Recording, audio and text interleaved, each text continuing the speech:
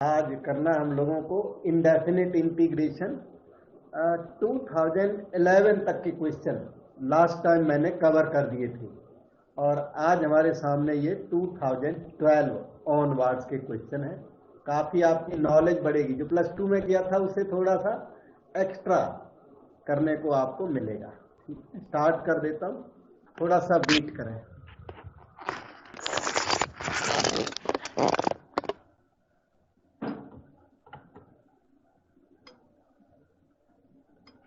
थोड़ा सा ठहर जाए। तो वैसे इसका प्रिंट भी लाइट है क्वेश्चन का, इसलिए लाइट दिख रहा है थोड़ा, तो भी कोशिश कर देता हूँ। इसका जो प्रिंट है, प्रिंट इटसेल्फ इज लाइट, थोड़ा दिखाई पड़ा, ठीक है, इतने से काम चला। हाँ ठीक है। मैं यहाँ पे दोबारा लिख देता हूँ क्वेश्चन को। ये क्वेश्चन इन्होंने लिखा है integral 5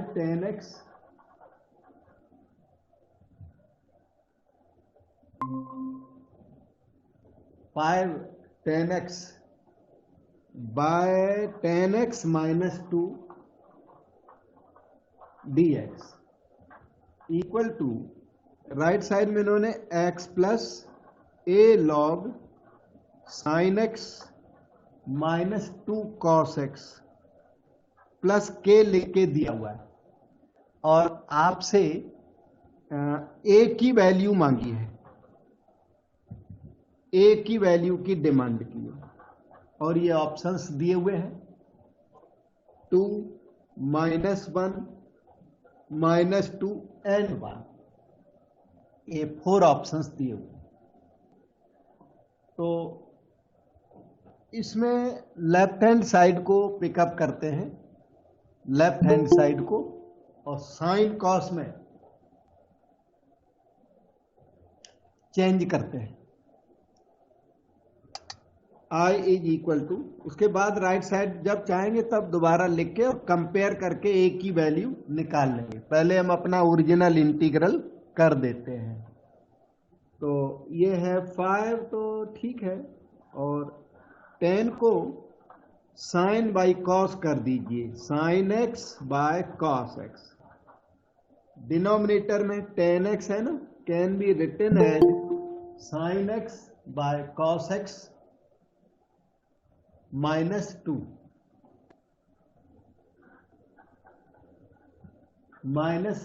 bye 1 can be written as follows. हाँ, 2 बाय 1 है, ठीक है, बिल्कुल। तो 5 तो चले जा रहा है साथ में, numerator sine x by cos x, denominator में cos x एलसीएम ले लो, 1 into sine x -2 cos x, cos x and cos x cancel हो गया।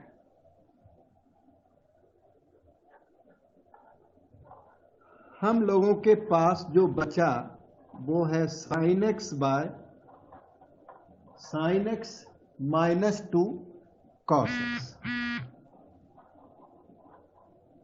देखिए, जो क्वेश्चन था वो प्योर 10 में लिखा हुआ था और प्योर 10 में हम क्वेश्चन को कर नहीं सकते unless there is sec square x along with 10x। 10x के साथ sec स्क्वायर x होता तब तो कोई दिक्कत नहीं थी, लेकिन 10 के साथ sec स्क्वायर नहीं होने से हमारे पास कोई चॉइस नहीं थी। हमने अपने क्वेश्चन को साइन कॉस में चेंज कर दिया और अब हम साइन कॉस में चेंज करने के बाद अब हम आगे चल सकते हैं, अब ज्यादा ट्रबल नहीं है। तो हमारा ये जो क्वेश्चन है अभी भी बहुत नॉर्मल फॉर्म में कन्वर्ट नहीं हुआ, ये कन्वर्ट हुआ एक न्यू फॉर्म में। न्यू फॉर्म लर्न करें बेटे, इस तरह की फॉर्म है ये, a sin x plus b cos x p sin x plus q cos x। ये टाइप की फॉर्म है, यही टाइप है।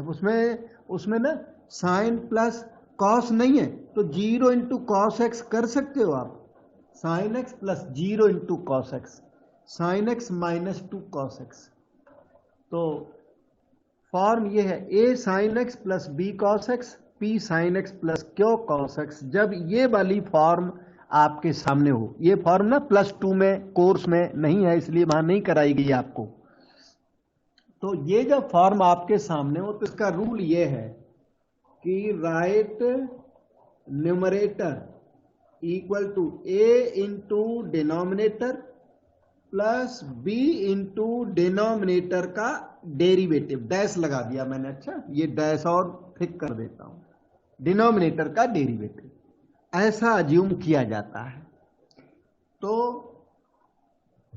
आपके केस में न्यूमरेटर क्या है, साइन एक्स। 5 आपका बाहर छूटा हुआ, बाद में कॉपी कर लेना, 5 i इक्वल टू 5। आप चाहे तो 5 साइन एक्स को यहां अज्यूम करें, न्यूमरेटर को हम ना 5 ना लेकर साइन एक्स ले रहे हैं, हम लोग चाहें तो पूरा 5 साइन एक्स भी यहां पर ले सकते हैं। 5 क्योंकि बाहर छूटा हुआ है तो न्यूमरेटर को सिर्फ हमने साइन एक्स डिसाइड किया, साइन एक्स लिख देते हैं। अगर जो 5 अंदर करके और यहाँ 5 साइन एक्स लिखना है तो कोई प्रॉब्लम नहीं है, फिर भी हो जाएगा बड़े आराम से। a इंटू डिनोमिनेटर, डिनोमिनेटर आपका ये है sign x minus 2 cos x plus b into derivative of denominator, इसका डेरिवेटिव यहां पर लिखना है, साइन एक्स का derivative cos x minus 2 cos x का डेरिवेटिव माइनस साइन एक्स, तो ये प्लस लगा दो साइन एक्स। बेटे समझ में ना आए बता देना आप, मैं बताऊंगा फिर समझा दूंगा आपको, दिक्कत नहीं है बिल्कुल भी। अब आप साइन एक्स को टुगेदर कर लो, कॉस एक्स को टुगेदर करके कंपेयर कर लो और ए बी निकाल लो।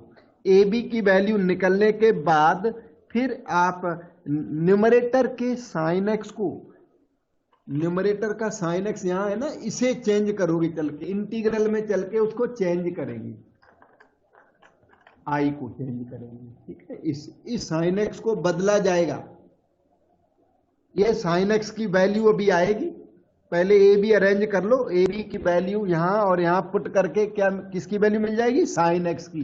वो वैल्यू आप साइन एक्स कहां पुट करोगे, यहां पुट करोगे, फिर क्वेश्चन आगे बढ़ेगा। तो आपने क्या करना, देखो साइन एक्स कॉमन लीजिए, साइन एक्स कॉमन लेकर के a साइन एक्स का a और वहां से वो 2b साइन एक्स का 2b, इसी तरह कॉस एक्स का minus 2a from here and plus b from here. Left hand side क्या है, साइन एक्स है plus 0 into cos x. Compare कर लो, a प्लस 2b की वैल्यू 1,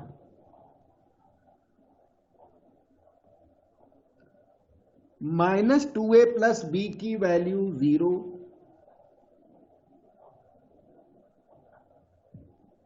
सॉल्व किया जाए। फर्स्ट इक्वेशन में डबल करके ऐड कर दो, तो 2a cancel, 4b plus b 5b add कर दिया तो 5b आया ना, 4 plus 1 5b equal to 2। Calculation आप भी देखना, कहीं एरर हो तो फौरन बताना। तो b turns out to be 2/5,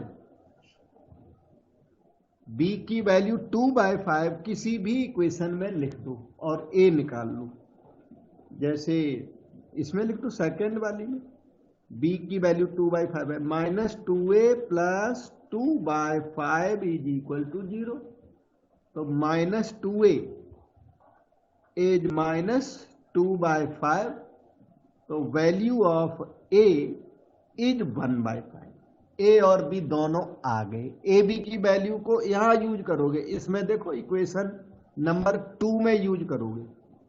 आप बोलोगे 1 किधर है, 1 हमारा वो इंटीग्रल है ये, अच्छा इंटीग्रल को भी स्टार नंबर, क्योंकि इक्वेशन 1 हम बहुत ऊपर एक लिख के आ गए हैं तो इसको स्टार नंबर दे देते हैं। ए बी ऑब्टेन होने के बाद इक्वेशन 2 को बदलिए, इसको चेंज करिए, जिससे कि हमारे इंटीग्रल का न्यूमरेटर रेडी हो जाएगा। इक्वेशन 2 बहुत ध्यान से लर्न करें बेटे, बहुत अच्छा फॉर्म है, न्यू फॉर्म है आपके लिए। वहाँ +2 फाउंडेशन में जनरली नहीं कराते, वहाँ कोर्स में नहीं होती। a into denominator 1/5 into sine minus cos 2 cos plus b का मतलब 2/5 into cos x plus 2 sine x. ये आपका साइन एक्स जो है वो रेडी हो गया। इस साइन एक्स की वैल्यू स्टार में पुट करेंगे चल के। ये ह्यूज वैल्यू, बिग वैल्यू, यही हमें सूट करेगी, बहुत ज्यादा है। तो स्टार में चलते हैं, वहां पर आई इंटीग्रल आपका वेट कर रहा है। इंटीग्रल में वहां ना 5 आपने बाहर छोड़ा हुआ था, फिर इंटीग्रल था वहां, न्यूमरेटर यही साइन एक्स है, तो न्यूमरेटर आप 1/5 sign x minus 2 cos x, cos x plus 2 sine x, और वहां पर जो डिनोमिनेटर हमें दिख रहा है वो है sign x minus 2 cos x. ये 5 डिलीट करने से कोई लॉस नहीं होगा। रिमेनिंग कैलकुलेशन मत करना, नहीं, ये 2 इंटीग्रल है, स्प्लिट करके 2 इंटीग्रल्स प्रोड्यूस करें। इसके बाद इसका दोबारा कैलकुलेशन करोगे तो साइन एक्स है, ये साइन एक्स की वैल्यू थी ना ये सारी, तो सेकंड टाइम कैलकुलेशन ना करें, एज इट इज इसको ऐसे लिखें, स्प्लिट करें। साइन माइनस 2 कॉस ये numerator divided by sine minus 2 cos ये डिनोमिनेटर, प्लस ये 2 आप रहने दीजिए, cos x plus 2 sine x, and denominator is sin x minus 2 cos x, then dx। फिर इस इंटीग्रल को आगे बढ़ाते हैं।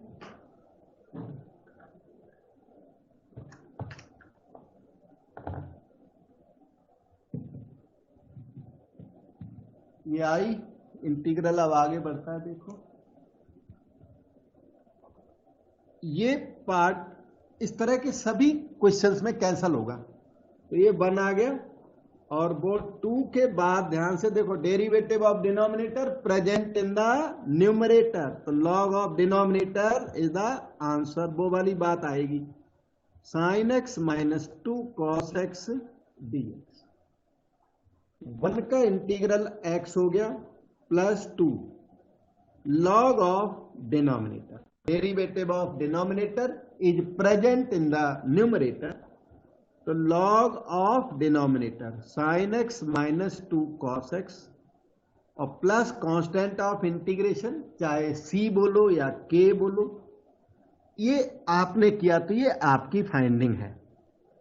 अब देखते क्वेश्चन ने भी दिया ना इसका आंसर, तो क्वेश्चन का आंसर ये था, एक सेकंड रुकना, क्वेश्चन का आंसर अगर आपको मैं दिखा सकूं तो क्वेश्चन ने भी एक आंसर इक्वेशन नंबर 1 में देखो वो दिया हुआ है, दिख रहा है, वो टॉप पे लिखा है। क्वेश्चन कहता है ये आंसर है, आप कहते हो ये आंसर है। सी को मैंने के जान के लिख दिया क्योंकि क्वेश्चन में सी को के लिखा है इन्होंने। तो अब क्या करिए, कंपेयर करिए, x plus A log sine x minus 2 cos x plus की फ्रॉम 1। इक्वेशन नंबर 1 ने ये आंसर दिया और आपने ये दिया। ए की वैल्यू बताओ बेटे, ए कितना आ गया?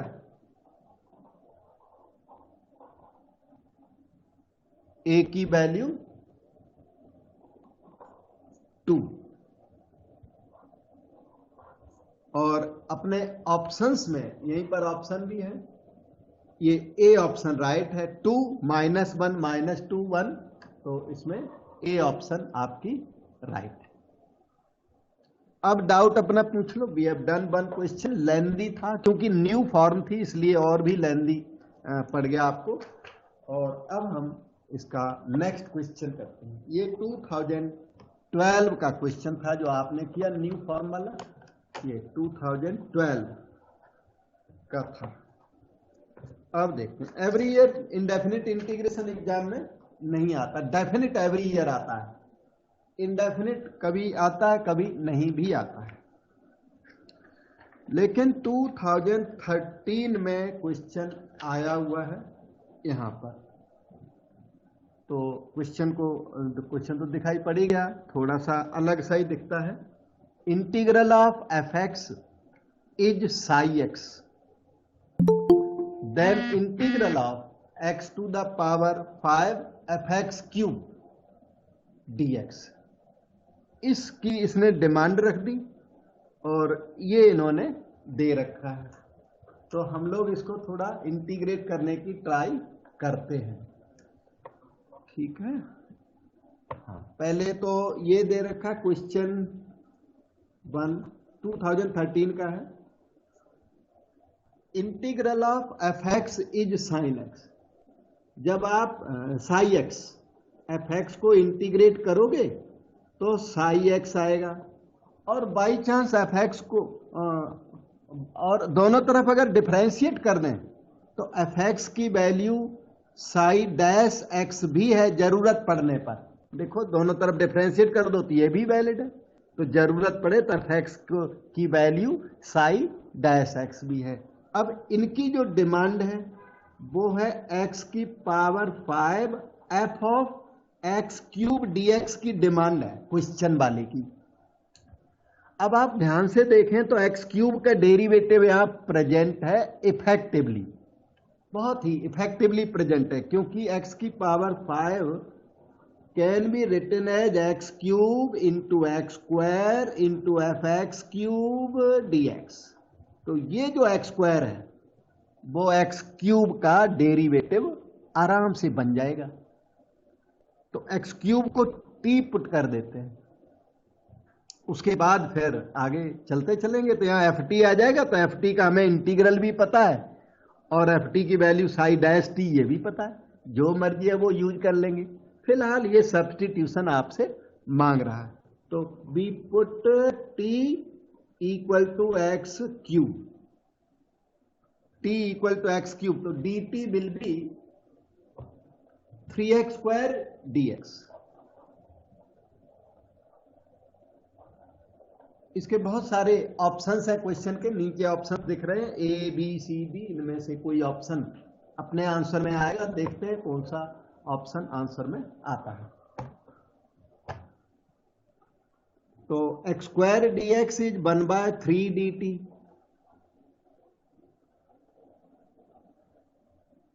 सो I will be equal to integral, ये जो एक्स क्यूब है ना ये तो बन गया टी, ये बन गया एफ टी और dx एक्स स्क्वायर dx सारा बन गया 1/3 dt, 1/3 बाहर कर सकते हो, dt आपने अंदर। अब आप इसे फर्स्ट फंक्शन लीजिए, इसे सेकेंड फंक्शन लीजिए। क्यों? Integral of F T psi T है, वो उन्होंने दिया हुआ है, तो एफ टी का इंटीग्रल हमें पता है, और एफ टी का इंटीग्रल ये देखो, integral of F T D T कितना आएगा साई टी, और जरूरत पड़े तो F T equal to psi dash T. मुझे लगता है इसकी जरूरत शायद ना ही पड़े, लेकिन मैंने लिख ये भी दिया था, शायद जरूरत पड़ी जाए क्या पता। तो integral of F T D T कितना है साई टी, तो एफ टी का इंटीग्रल हमें पता है, इसलिए हम इसे सेकेंड फंक्शन ले सकते हैं। इंटीग्रल बाई पार्ट्स मालूम पड़ रहा है, so do it. First function integral of second minus integral derivative of first 1 integral of second F T D T एक और D T. This can be written as follows 1/3, ठीक है, T की value x cube put कर सकते हो, integral of F T आपको पता है कितना है साई टी, माइनस ये चीज क्या है साई टी, ऊपर से क्या डी टी, साई टी और डी टी। हो गया। This is equal to 1/3 x³ psi, t था x³ माइनस, यहां पर थोड़ा केयरफुल रहना, ft का इंटीग्रल साइ t लिख दिया, t पता है x³ है, ध्यान से देखना, साइ t क्या है x³, तो यहां आएगा डिफरेंशियल ऑफ x³, एक नई चीज आपके सामने आई, डिफरेंशियल ऑफ x³, क्योंकि t को x³ वापस पुट करके इन्होंने ना आंसर भी कुछ इसी तरह के दिए हुए, मैं दिखाता हूं आपको आंसर, इंटीग्रल में आंसर है, आपके जो आंसर्स हैं वो इंटीग्रल साइन लिए हुए हैं और x के टर्म्स में है, तो हमें इसलिए t चेंज करना पड़ रहा है, और इंटीग्रल को आप फर्दर इवेल्युएट नहीं करोगे, इंटीग्रल के टर्म्स में आंसर है। So this can be written as 1/3 okay x³ psi x³ minus integral x³ का डिफरेंशियल हुआ 3x² dx, x³ का डेरिवेटिव 3x² इंटू dx, और साई ऑफ x³ यहां पर आप ऐसा कॉपी कर दो, तो ये आपका आंसर बन गया है। आंसर्स में, एक आंसर में तो इन्होंने ना 1/3 बाहर भी लिखा है, तो और औरों में 1/3 अंदर मल्टीप्लाई किया हुआ है, 1/3 को अंदर मल्टीप्लाई किया हुआ है, तो ये अंदर मल्टीप्लाई करने के बाद आंसर मैच करेगा, जो ABCD में है हमारे सामने है, मैं यहां देख रहा हूं, तो 1/3 का अंदर मल्टीप्लाई कर देता हूं, फिर आपको बताता हूं, मैंने देखा ऑल द ABCD आंसर्स देखे ना, तो 1/3 जिनमें बाहर है वो तो मैचिंग में दो आंसर नहीं है, तो 1/3 अंदर मल्टीप्लाई तब आएगा आंसर, x³ साइ x³ माइनस 1/3 और 3 कैंसल, इंटीग्रल x² साइ x³ dx प्लस c। अब इसमें ना एक ऑप्शन, और अच्छा मैंने लिखा तो आपको दिखाई नहीं पड़ा, 1/3 अंदर मल्टीप्लाई करके ये आ गया 3 और 1/3 1 हो गया, ठीक है। अब आपको ऑप्शन दिखाता हूं, इसमें ऑप्शन सी कम से कम देखिए, वैसे बहुत सारे ऑप्शन है, सी से मैच कर रहा, x² साइ x³ x³ साइ x³, 1/3, बिल्कुल सी ऑप्शन इसका आंसर है। अब आपकी बारी, कोई डाउट हो तो पूछो बेटा। ऑडियो वीडियो पूरा साफ जा रहा है बेटा, एक जना कंफर्म करो। Yes sir. ओके बेटा, इसमें स्लाइटली ये बेटर है, इसका ऑडियो वीडियो थोड़ा सा ये ऐप बेटर है उससे, जूम से ये मीट आजकल अच्छा हो गया, पहले तो इतना ठीक नहीं था, अब ठीक हो गया।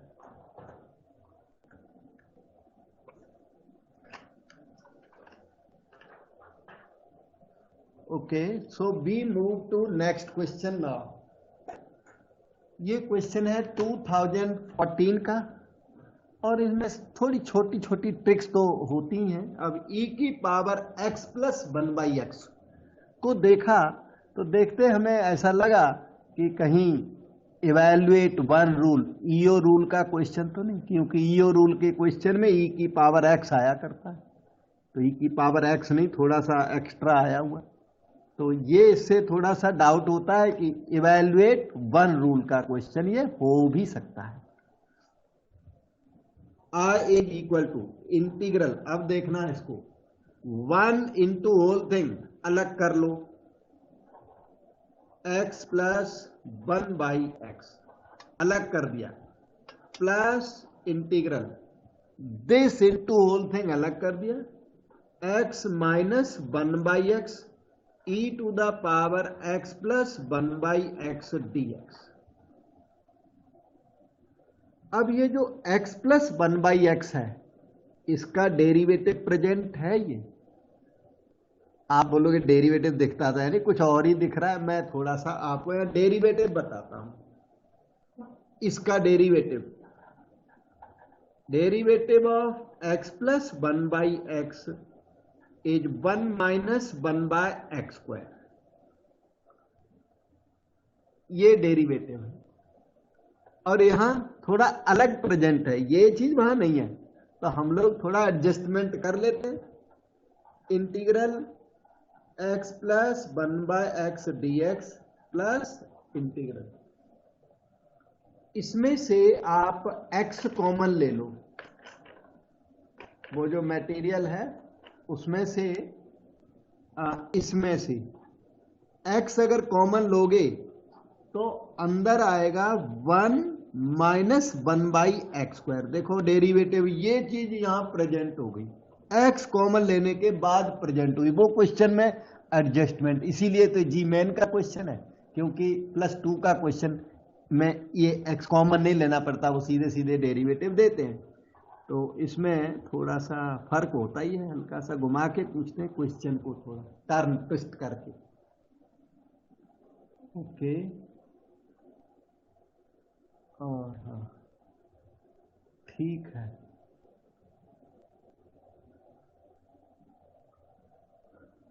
अब इसमें हुआ क्या, इसमें जो x है, इस x का यहां डेरिवेटिव प्रेजेंट है, उस x का डेरिवेटिव इधर प्रेजेंट है और इसका डेरिवेटिव उधर प्रेजेंट है। इसी को ईओ रूल फॉर्म 3 कहते हैं। 3rd नंबर की फॉर्म ऐसी थी, मैं फिर से याद दिलाऊं, 3rd फॉर्म ऐसी थी, uv और प्लस uv लिख देते हैं। इस u का डेरिवेटिव उधर प्रेजेंट, उस v का डेरिवेटिव इधर प्रेजेंट, और इसका आंसर ना uv हुआ करता है, बिल्कुल डायरेक्ट। वैसे तो मैं सॉल्यूशन कर दूंगा, पर आंसर बिल्कुल डायरेक्ट होता है अगर रिकॉग्नाइज कर लो तो। यहां पर क्या है, यहां पर x का डेरिवेटिव इधर प्रेजेंट, इसका डेरिवेटिव उधर प्रेजेंट। तो अगर x को u लेते हो तो e की power x plus 1/x v है, और x को v लेते हो, x को मान लो v ले लो, ये इसको v ले लो, तो ये चीज फिर u है। तो डायरेक्ट लिखने वाले डायरेक्ट आंसर अपना लिख के आगे चलते बनते हैं, हालांकि हम आपको फुल सॉल्यूशन देते हैं। आंसर इसका आ गया है, ये जो राउंड किए वो इनको प्रोडक्ट कर दो, ये v की वैल्यू वो u की वैल्यू मल्टीप्लाई कर दो और प्लस c लिख दो। लेकिन हम कंप्लीट क्वेश्चन करके दे रहे हैं आपको। सो I इज इक्वल टू, इसमें अगर आपने डिसाइड कर ही लिया कि हम तो ये रूल कंप्लीट करेंगे, तो इसका वहां क्या प्रेजेंट है, डेरिवेटिव, तो इसे आप डिफरेंशिएट करोगे। डिफरेंशिएबल फंक्शन को फर्स्ट लेते हैं और 1 को आप लीजिए सेकंड, आगे चल के एक इंटीग्रल से इंटीग्रल कट के आपका आंसर आ जाएगा।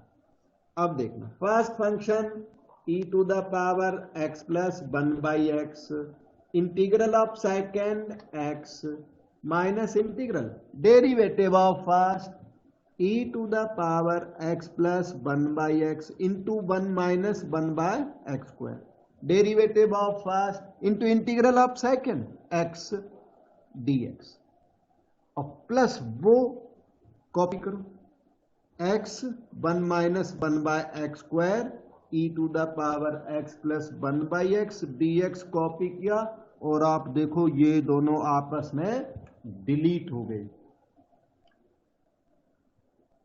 और अब आपको आंसर मिला x e to the power x plus 1/x plus c, और ये अपने ऑप्शन डी में वहां पर अवेलेबल है। अब अगर आप एग्जाम में बैठे हुए हैं और आपने क्वेश्चन को मान लो रिकॉग्नाइज नहीं कर पाया, कभी कभी क्या होता है क्वेश्चन हम नहीं पहचान पाते, तो एक और चॉइस होती है इंडेफिनिट इंटीग्रेशन में कि ये जो आंसर्स है ना ए बी सी डी, इन्हें डिफरेंशिएट करने लग जाओ। अगर आपको सूट करता हो तो इनका डेरिवेटिव ना इंटीग्रांड जब आ जाए तो समझ लेना वही वाला आंसर राइट है। ये उसका अल्टरनेटिव होता है, जैसे इंटीग्रल करने में टफ होता है पर डेरिवेटिव करने में इजी पड़ते हैं। तो इसका जो आंसर कौन सा आया था, मुझे लगता है डी आया था, डी ऑप्शन आंसर में आई थी। मैं डी को डिफरेंशिएट करके देखो बताता हूं, डी को डिफरेंशिएट करने से इसका इंटीग्रांड मिल जाएगा। तो किसी आंसर को डिफरेंशिएट करके अगर इंटीग्रांड मिल जाए तो वही आंसर राइट है। तो ऐसे ही आपको क्या करना पड़ेगा एग्जाम में, पहले ए को डिफरेंशिएट करो तो पता लगा ये नहीं आया, फिर बी को डिफरेंशिएट करो पता लगा इंटीग्रांड नहीं आया, सी को डिफरेंशिएट करो पता लगा इंटीग्रांड नहीं आया, डी को डिफरेंशिएट करोगे तो इंटीग्रांड आएगा। बस पहचानना तो आपको पड़ेगा। तो इंटीग्रल करने में कभी आपको डिफिकल्टी हो तो आप ये काम कभी कभी कर सकते हो। वो क्या, डी पार्ट, इसको डिफरेंशिएट कर सकते हो, डिफरेंशिएट करके इंटीग्रांड आना चाहिए।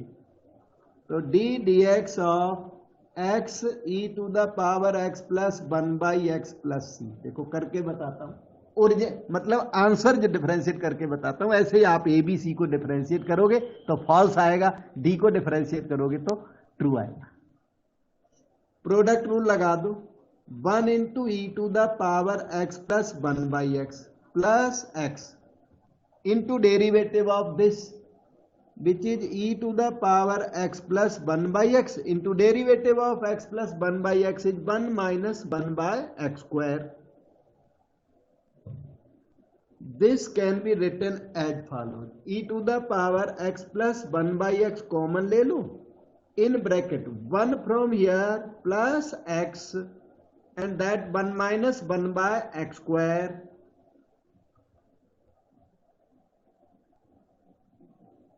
can be written as e to the power x plus 1/x 1 plus x minus x by x square 1/x। अब आपको देखो इंटीग्रांड दिखाता हूं, आ गया, ये देखो इंटीग्रांड आपका आ गया है, इसका मतलब डी इज राइट ऑप्शन। कई बार हम क्वेश्चन को इंटीग्रेट नहीं कर पाते तो आंसर को डिफरेंशिएट तो कर सकते हो ना मैचिंग के लिए। अगर आपको थोड़ा सूट करता हो तो आंसर को डिफरेंशिएट कर दो, ठीक है बेटे। अब कोई डाउट हो तो आप हमें पूछ सकते हैं, डिस्कस कर सकते हैं बेटा, नहीं तो फिर मैं आगे चलता हूं।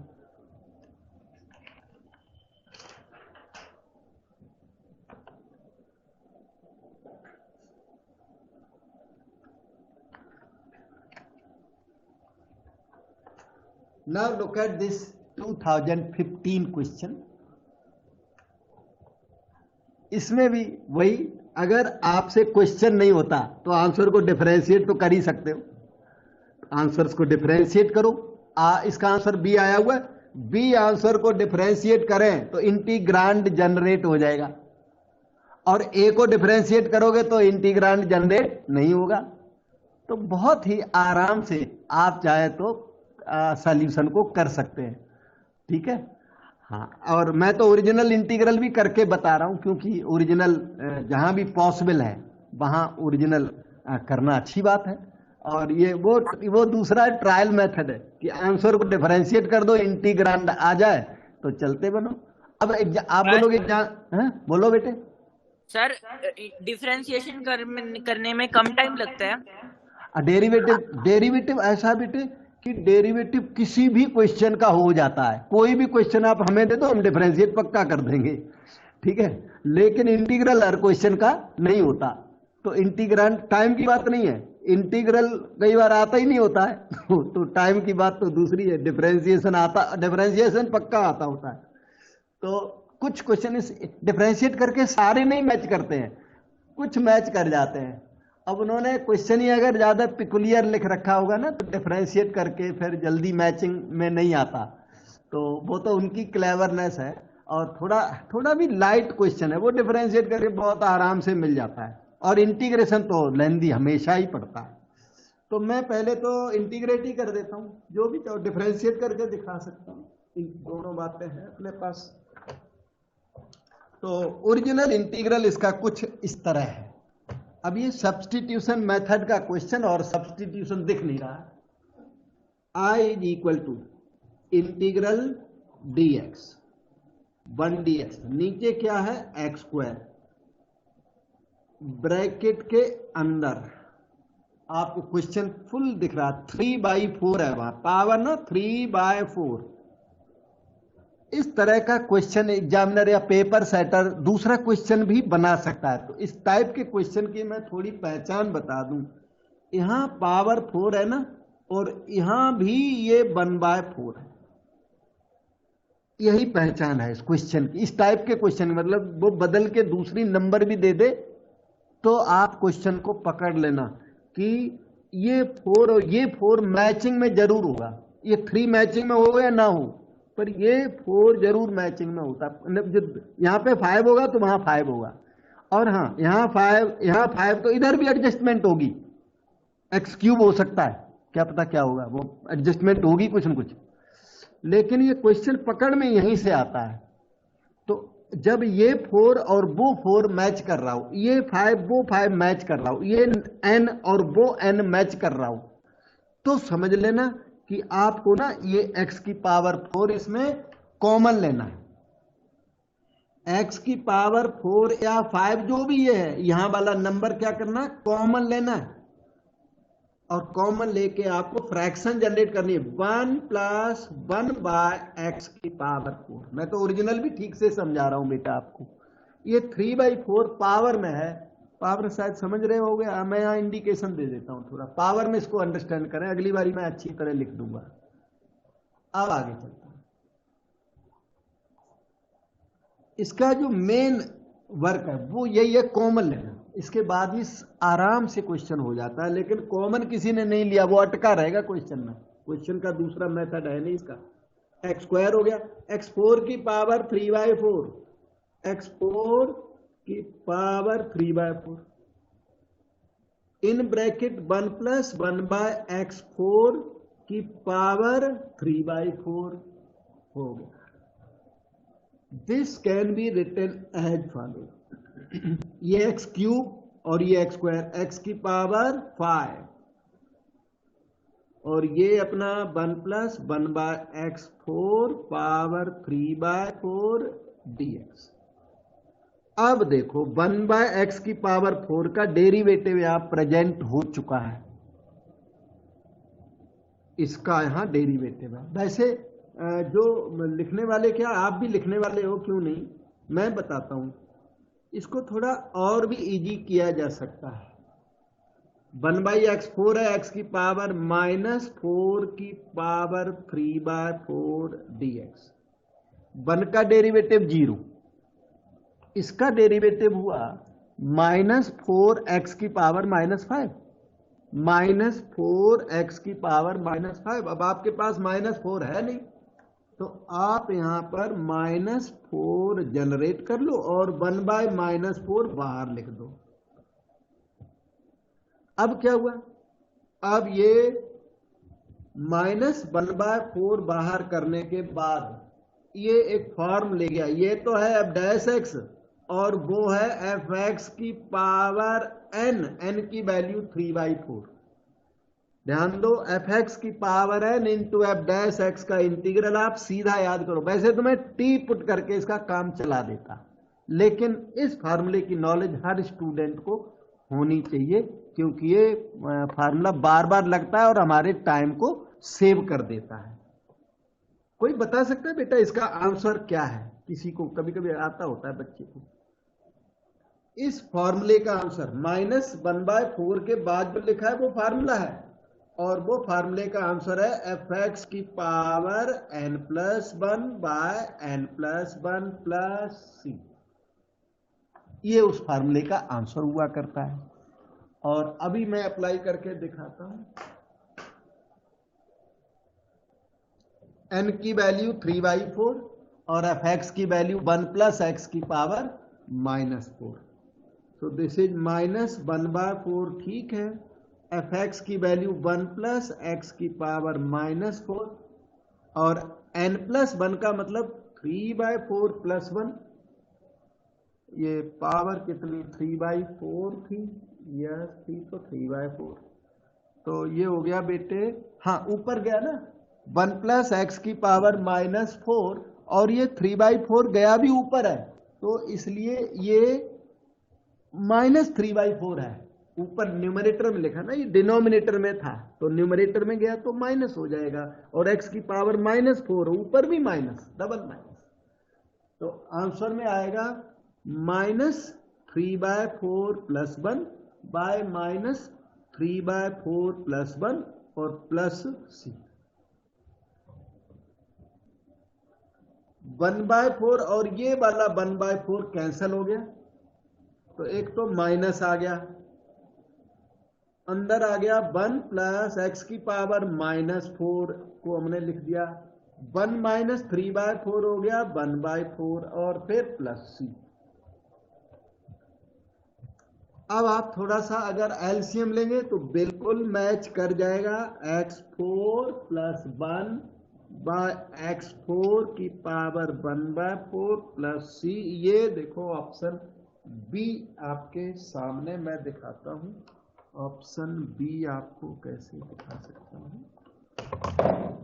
ये देखिए, ओ सॉरी वो पेपर वेट गिर गया। ओके देखो बेटे, ये बी आंसर ये वाला इससे मैच करना, so option B is our answer. बाकी थोड़ी प्रैक्टिस मेहनत तो आप लोगों को करनी पड़ेगी, तब आएंगे क्वेश्चन। और इन्हें करने लग गए तो नोट्स के सारे क्वेश्चन कर लेना, तो वो एग्जाम वाले क्वेश्चन करने लग जाओगे आप, नोट्स के सभी क्वेश्चंस किए जाए प्रैक्टिस। अब अगर हम इसे डिफरेंशिएट करें, इस चीज को अगर डिफरेंशिएट करें बी को, तो वो इंटीग्रांड जरूर मैच कर जाएगा। थोड़ा मेहनत ज्यादा लग सकती है, लेकिन डिफरेंशिएशन तो सारे फंक्शंस का हो जाता है। इंटीग्रल ट्रिकी होता है, जब तक x4 कॉमन लोगे नहीं तब तक वो इंटीग्रल आपसे होगा नहीं। तो इंटीग्रल तो ट्रिकी, पर डिफरेंशिएशन ट्रिकी नहीं होता। डिफरेंशिएशन में तो कैलकुलेशन थोड़ी करनी पड़ती है बस। तो देखो, अच्छा बी आंसर मतलब उसको क्या अल्टरनेटिव बोलता हूं। वैसे आपको तो ए भी डिफरेंशिएट करना पड़ेगा, अगर एग्जाम में बैठे हो आपको थोड़ी पता होगा बी आंसर है, पर मैं एक सैंपल के लिए करके देता हूं। इसका डेरिवेटिव, सही वाले का डेरिवेटिव मैं करके दे देता हूं। माइनस दिया हुआ है, डेरिवेटिव आपकी इच्छा वैसे ही करो। मेरी इच्छा यह है x4/x4 1 + 1/x4 की पावर 1/4 प्लस c का डेरिवेटिव करने में हम लोगों को आराम पड़ेगा, इसका डेरिवेटिव करने में आराम पड़ेगा। और उसका ओरिजिनल का करोगे तो कोसेंट रूल ये वो कुछ न कुछ मतलब प्रॉब्लम ज्यादा रहेगी आपको। ये x की पावर n से आसानी से हो जाएगा, इसलिए मैंने x4/x4 1 + 1/x4 इजी सा कर दिया है। हमारा डेरिवेटिव इजी पड़ेगा। ये आप पे डिपेंड करता है कि आप कैसे करते हो डेरिवेटिव। डेरिवेटिव हो किसी भी मेथड से हो जाता है। माइनस केप्ट आउटसाइड, अब 1/4 कैपिटल X की पावर n वाला इजी वाला फार्मूला अप्लाई कर दो। 1/4 1 + 1/x4 1/4 -1 into D dx of 1 + 1/x4 c का डेरिवेटिव 0 कॉपी हो गया। So we move further now, -1/4 okay 1 + 1/x4 की पावर हो गई -3/4, 1 का डेरिवेटिव 0 और ये हो गया -4x की power -5।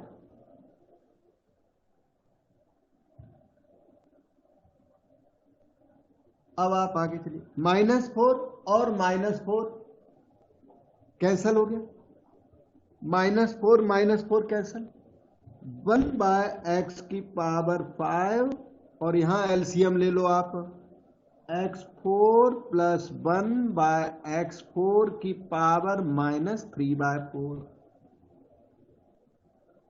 Can be written as 1/x5।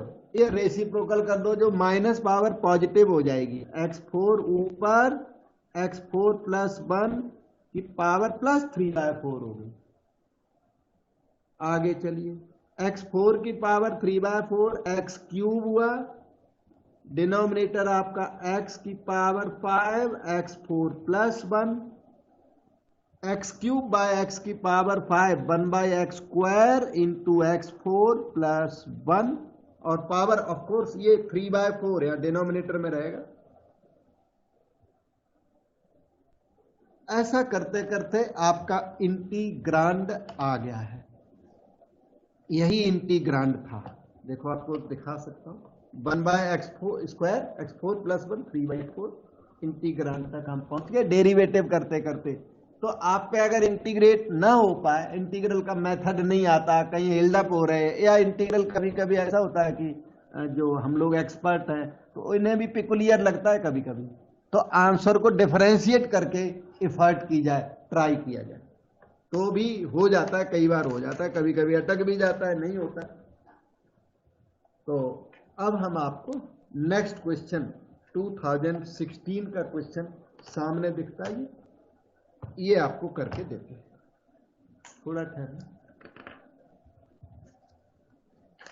Question में जो आपका क्वेश्चन लिखा हुआ बहुत पिकुलियर फॉर्म में लिखा हुआ है, इसका कोई फॉर्म नहीं होता। तो ये देखो 2x की पावर 12, 5x की power 9, x5 + x³ + 1 whole cube. तो ये क्वेश्चन के आंसर में अगर हम देखें तो आंसर में ना x5 + x³ + 1 इन्वॉल्व है सभी आंसर्स में। तो आंसर्स पावर इनकी सभी आंसर्स में 2 है, 2 डिफरेंशिएट करोगे तो पावर 3 बड़े आराम से आ जाएगा।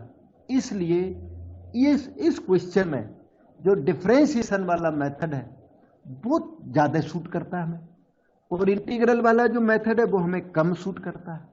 तो हम क्या करें, इनको डिफरेंशिएट करने लग जाए, क्योंकि डिनोमिनेटर सीधा मैच करेगा इंटीग्रांड से। तो हाँ, इसका आंसर हमने तो सारे किए हुए हैं, तो आंसर हमारा 3rd नंबर पे फंसा था। तो मैं 3rd नंबर को डिफरेंशिएट करके दिखाता हूं कि इंटीग्रांड कितनी जल्दी आराम से आ जाता है। ठीक है, तो और आप एग्जाम में बैठे हो तो आपको पहले फर्स्ट करना पड़ेगा, फिर सेकंड करना पड़ेगा, फिर 3rd पे आओगे, जो कि बिल्कुल हार्ड नहीं है, प्रोडक्ट रूल लगते ही आंसर आ जाते हैं। ठीक है, तो मैं ट्रायल के लिए हमें एक करना होता है, तो एक बताता हूं, सारे करेंगे तो यहां पे टाइम अनड्यूली वेस्ट हो जाएगा। तो dx ऑफ, मतलब 3rd पार्ट सैंपल के लिए लेता हूं मैं, और 1/2 बाहर लिखना चाहो तो बाहर लिख सकते हो, x की पावर 10, x की पावर 5 + x³ + 1 की पावर -2, और c का डेरिवेटिव 0 होता है, वो ना ही लिखो तो कोई फर्क नहीं है, 0 उसका डेरिवेटिव लिख दिया, आ गया, ये c से कोई मतलब नहीं है आपको। अभी देखो प्रोडक्ट रूल लगेगा, थोड़ी सी कैलकुलेशन आंसर आ जाएगा, और इंटीग्रल वैसे हेल्डअप बने रहेंगे, एडजस्टमेंट करनी पड़ती है उसमें, तो ऐसे कोई हमें एडजस्टमेंट नहीं करनी पड़ेगी। ठीक है, ओके। तो देखिए 1/2 हो गया, प्रोडक्ट रूल लगा दो, 10x की पावर 9 हुआ, और वो कॉपी करना है, प्रोडक्ट रूल लग रहा, प्लस x की पावर 10, इसे डिफरेंशिएट करो, -2x की पावर 5 + x³ + 1 की power -3 into derivative of this base का डेरिवेटिव 5x4 + 3x², यहां पे जाके टर्मिनेट हो गया। डाउट हो वहां जरूर पूछिए, और देखो कैलकुलेशन मैंने ठीक की है, कैलकुलेशन पे आप भी नजर रखना, कभी कभी गड़बड़ हो जाती है। ये n और फिर कैपिटल X की पावर n -1, फिर डेरिवेटिव ऑफ बेस वो हमने यहां लिख दिया। ठीक, और हाफ अंदर चाहो तो आप सेट कर दो, हाफ यहाँ 5 आ जाएगा, और ये वाला 2 कैंसिल हो जाएगा। कर लेते हैं, कोई बात नहीं। 5x की पावर 9 हो गया ये, और इसे नीचे लिख लो, x5 x³ + 1 ऊपर से पावर 2, ये माइनस साइन ले आओ, और वो 2 तो कट ही गया, फिर क्या रह गया, फिर न्यूमरेटर में रह गया x की पावर 10, 5x4 + 3x², और इसे नीचे आने दो, x5 x³ + 1 पावर 3।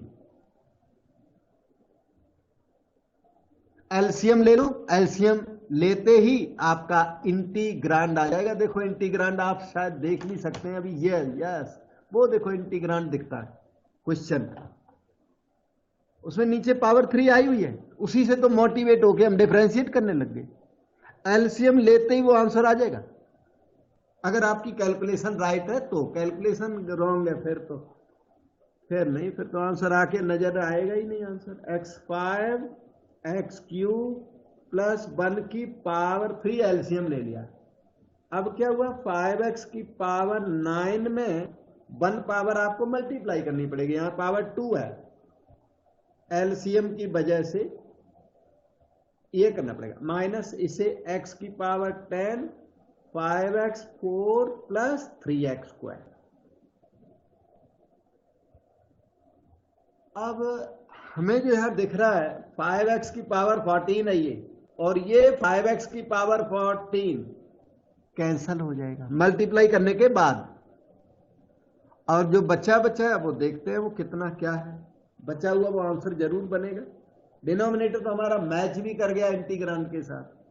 5x की पावर 12 है ये अभी, 9 plus 3 12 plus 1 into this 5x की पावर 9 माइनस 3 x की पावर 10 प्लस 2 12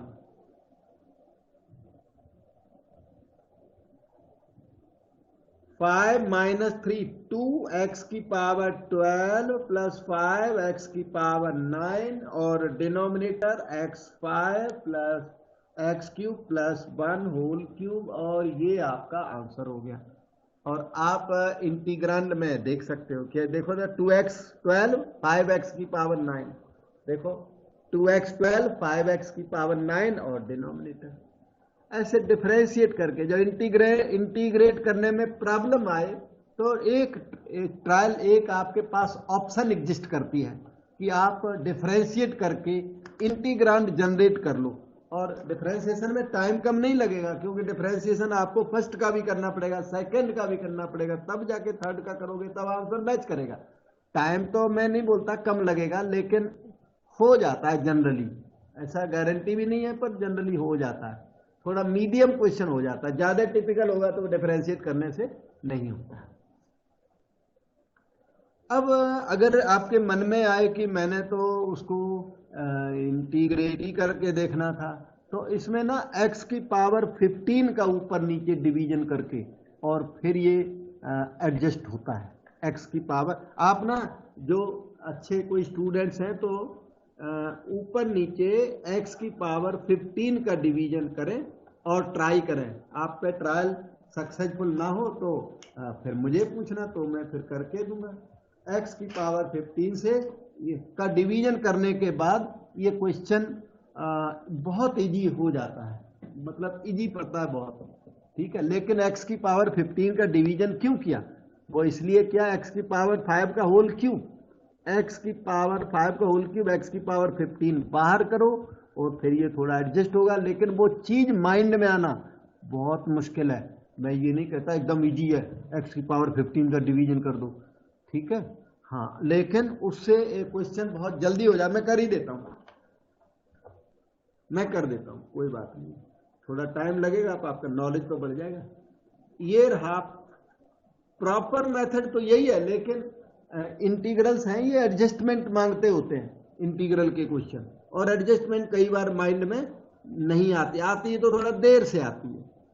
तो इसमें x की पावर 5 होल क्यूब, x की पावर 15 है, यहाँ पर x की पावर 15 का डिवीजन करने से ये सब्स्टिट्यूशन मेथड का क्वेश्चन बन जाएगा, या उस टाइप का कुछ बन जाएगा। देखता हूं क्या बनता है। x की पावर 15 का डिवीजन किया तो 2x 12 बाय x की पावर 15 प्लस 5x 9 x की पावर 15, और x की पावर 15 करोगे तो ये पावर 3 तो अपनी जगह पर अंदर x की पावर 5 का डिवीजन लगेगा। 15 का डिवीजन लगाने पर अंदर किसका डिवीजन लगेगा, x की पावर 5 का, क्योंकि 3 ऊपर है इसलिए।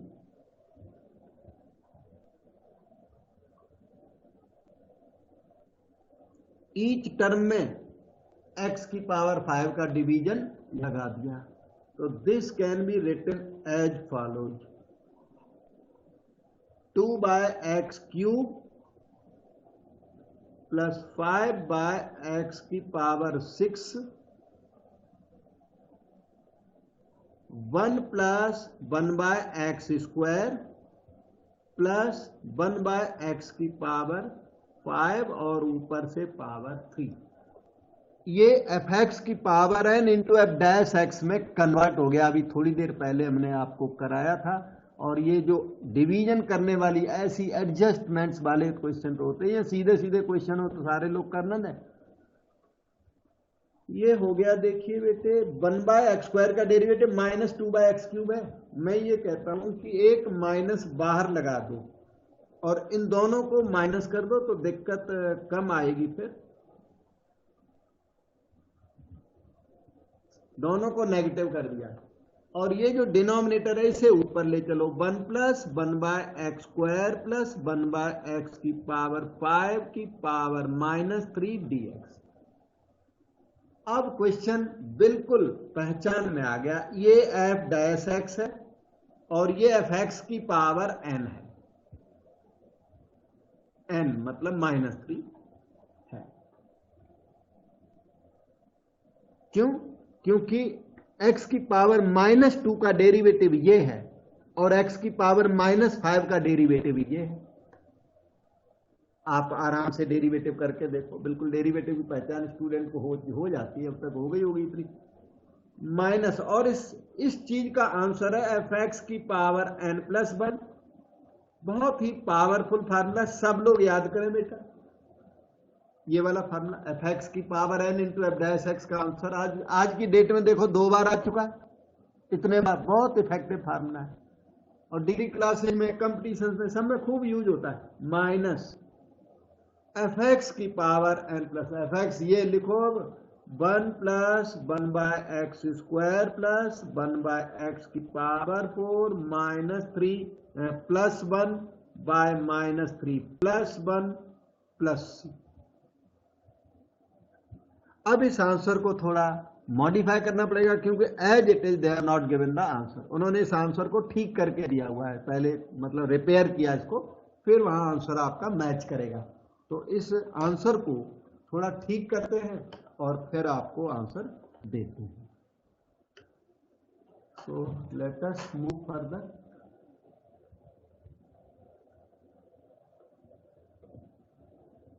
सो that I is equal to, ये 1/2 हो गया, नेगेटिव नेगेटिव कैंसिल करके 1/2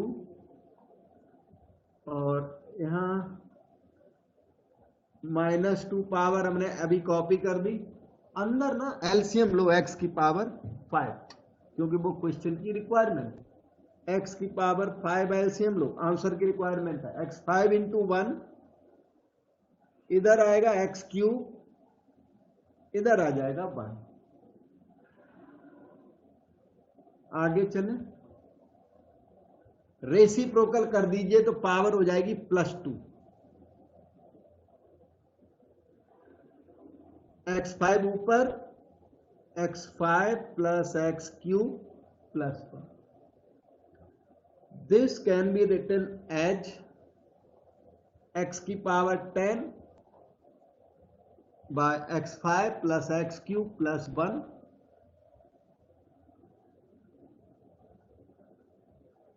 स्क्वायर प्लस।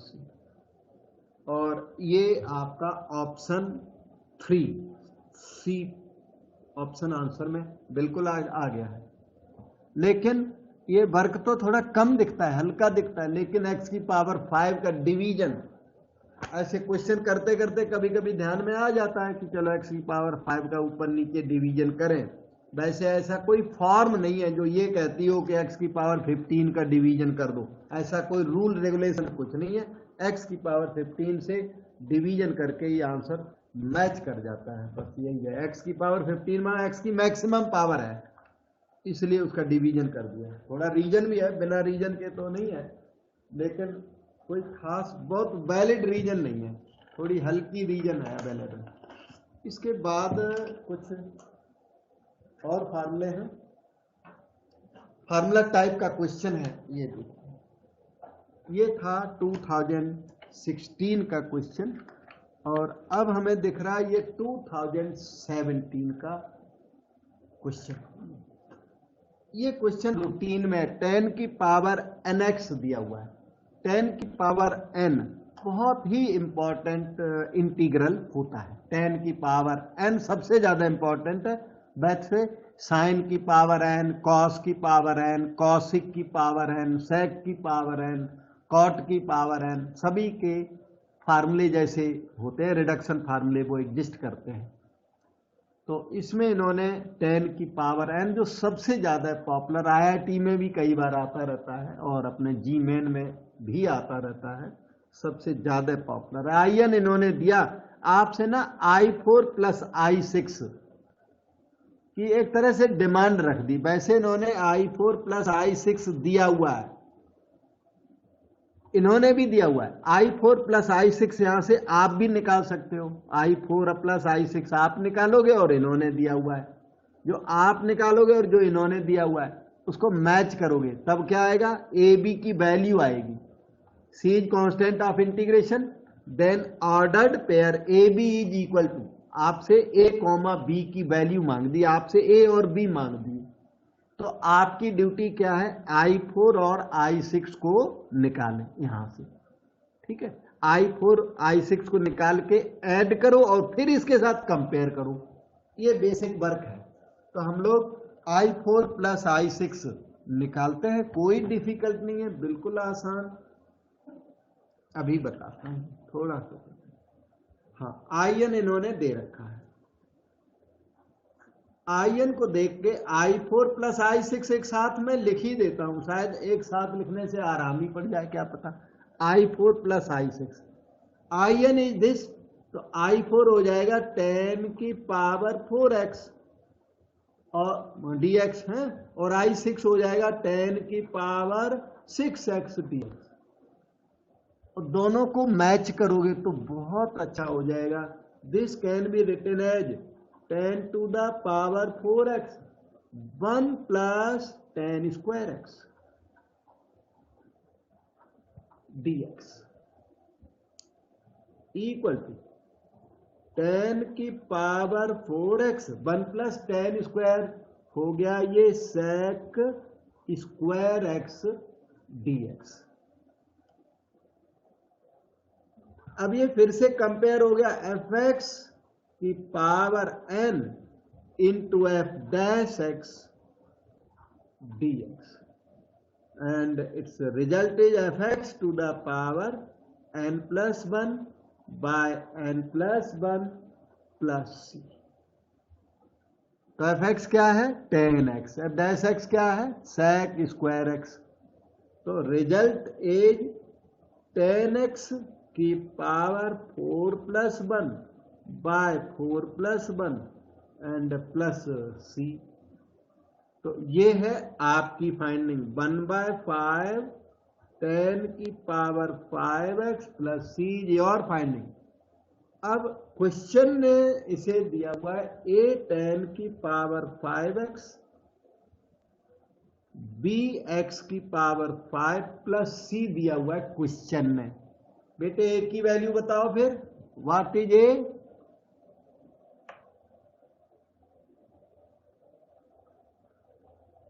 ए की वैल्यू 1/5, बी की वैल्यू 0।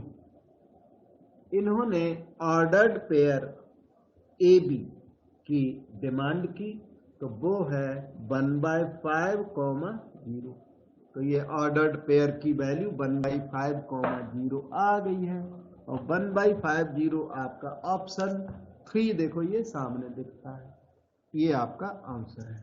2017 के बाद है तो 2018 भी है, आगे 18 है और फिर मेरे ख्याल से 18 के बाद 19। अच्छा, अभी है क्वेश्चन, तो आज मेरे ख्याल से क्वेश्चन यहाँ तक रोक देता हूँ। इतना अब आप करिए, फिर आगे की बात अगले दिन करेंगे, क्योंकि काम वो काफ़ी हो गया है और आपको काफ़ी सारी प्रैक्टिस की ज़रूरत है।